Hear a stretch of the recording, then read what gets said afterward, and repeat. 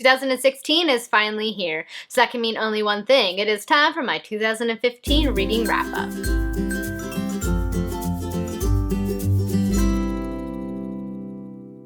Hello everyone, it is Samantha. I hope you guys are having a fantastic day. I'm very excited about today's video because it is my 2015 reading wrap-up. I cannot believe that 2015 is gone. This year went by so fast, as I'm sure it did for a lot of people. It had its ups and its downs, but overall I had a pretty good year, and I had a really good reading year. I read a lot of great books, I met a lot of great people through BookTube, and I had a lot of fun on my channel and interacting with other people in this community. So it was definitely a good year for all things books. But aside from that, I am here today to tell you guys a little bit more about what I read in 2015, give you some statistics, and I'm probably going to do towards the end of this video a little montage of all of the books that I read and the ratings that I gave them. So just to give you guys an overview of the books that I read, I'm going to now start with my statistics. So in 2015, I ended up reading a whopping total of 84 books. I just about 16 shy of my overall 100 books reading goal. I'm still really happy with having read 84 books. Besides, I read a lot of big books, so if you kind of break those down to like 2, it's kind of like I read over 100. But regardless, I'm still happy with having read 84, so that's quite impressive. Of the 84 books that I read, the genres were as follows. 9 of them were graphic novels, 2 of them were science fiction, 38 were fantasy, 5 of them were historical fiction, 2 were YA, 4 were fiction, 3 were nonfiction, 4 were classics, 2 were middle grade, 12 of them were YA fantasy, and 3 of them were steampunk.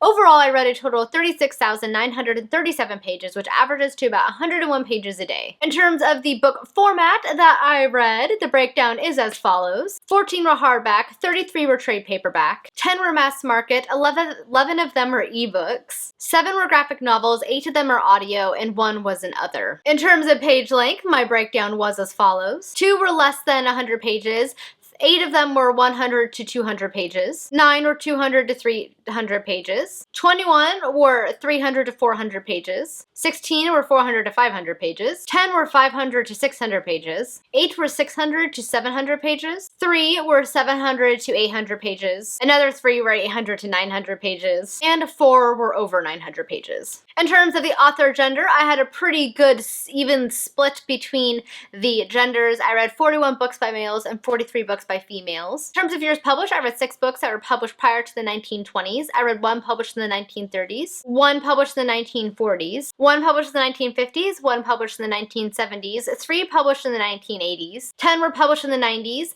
16 were published in the 2000s, 36 were published between 2010 and 2014, and 10 were published this year. In terms of the books that I read each month, in January of 2015, I read 8 books. In February, I read 6. In March, I read 9. In April, I read 10. In May and June, I read 8. In July, I read 5. In August, I read 9. In September, I read 5. In October, I read 10. And then in November and December, I read 3. The holidays, man, they get you every time. So in terms of star ratings, the star rating that I gave each book, the breakdown is as follows. I read 23 5-star books. I read 3 4.5-star books, 35 4-star books, 6 3.5-star books, 9 3-star books, 3 2.5-star books, another 3 2-star books, 1 1.5-star book, and 1 1-star book, for a total average rating of 3.44 stars. In terms of series, I completed 8 and I still have 11 ongoing. And finally, in terms of the authors that I read and the countries that they hailed from, 53 of them were from the United States, 4 of them were from Canada, 14 were from the UK, 2 were from France, 1 was from Spain, 2 were from Japan, 1 was from Russia, 3 were from Australia, and 3 of them were from New Zealand. So those are the statistics for my reading year for 2015, kind of how